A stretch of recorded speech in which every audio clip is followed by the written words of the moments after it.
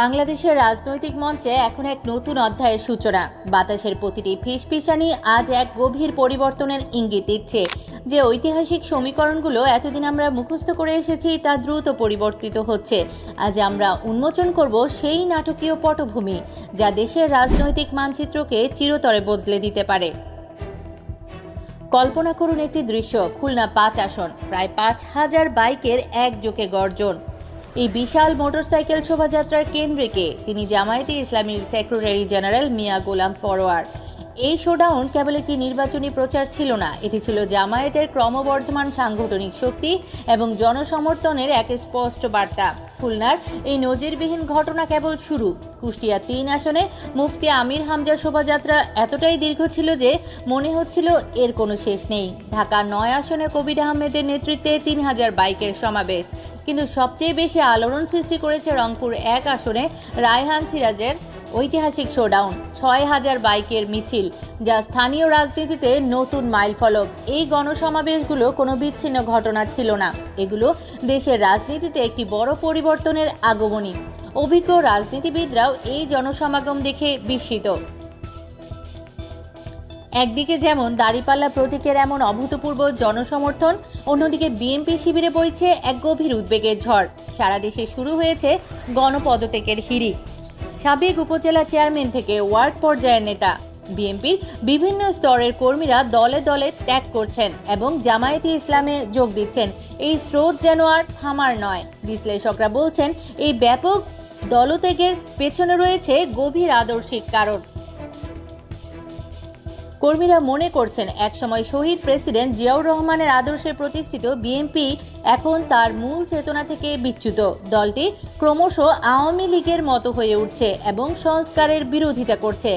এক সময়কার শহীদ জিয়ার বিএনপি আজ কর্মীদের চোখে পরিণত হয়েছে আলুকাণ্ডের দুর্নীতিবাজ বিএনপিতে। দলের ভেতরের এই অসন্তোষই কর্মীদের বিকল্প রাজনৈতিক আশ্রয় খুঁজতে বাধ্য করছে। কিন্তু আজকের বিএনপি যখন নিজেদের কৃষক প্রেমী বলে দাবি করে, তখন ইতিহাসের এক কালো অধ্যায় স্মরণ করা প্রয়োজন। সালটা ছিল 1995 সালের মার্চ মাস। সারের কৃত্রিম সংকটে তখন এক বস্তা সারের দাম 300 টাকা থেকে বেড়ে 2,000 টাকা, তাও বাজারে দুষ্প্রাপ্য। বিএনপি সরকারের ক্ষমতাবান নেতারা সিন্ডিকেট করে এই সংকট তৈরি করেছিল। ক্ষুধার্ত কৃষকেরা ছুটে গিয়েছিল গোবিন্দগঞ্জের মহিমাগঞ্জ রেল স্টেশনে ন্যায্য মূল্যে সার পাওয়ার আশায়। কিন্তু তাদের একমাত্র দাবি ন্যায্য মূল্যের সার মেটানোর বদলে পুলিশ দিয়ে স্টেশন ঘেরাও করা হলো। ম্যাজিস্ট্রেটের নির্দেশে গর্জে উঠল বন্দুক। এক নির্মম হামলায় সেদিন চুমিয়া, ফরিদুল, নজরুল, বাদুল, মন্টু সহ 18 জন কৃষককে নির্মমভাবে খুন করা হয়েছিল। তাদের একমাত্র অপরাধ ছিল তারা সারের জন্য আন্দোলন করেছিল। দেশের প্রতিটি দেয়ালে তখন লেখা ছিল কে দেবে কৃষকের রক্তের হিসাব। বিনা অপরাধে কৃষক জেলে কেন? এই বিচারহীনতার ঘটনা আজও ইতিহাসের পাতায় এক চিৎকার হয়ে প্রতিধ্বনিত হয়। অন্যদিকে কৃষকের বুকে রক্ত ঝরানো সেই দুর্নাম গোছাতে 2001 সালে ক্ষমতায় এসে বেগম জিয়া এক বিচক্ষণ সিদ্ধান্ত নেন। তিনি কৃষি মন্ত্রণালয়ের দায়িত্ব দেন শহীদ মতিউর রহমান নিজামীর হাতে।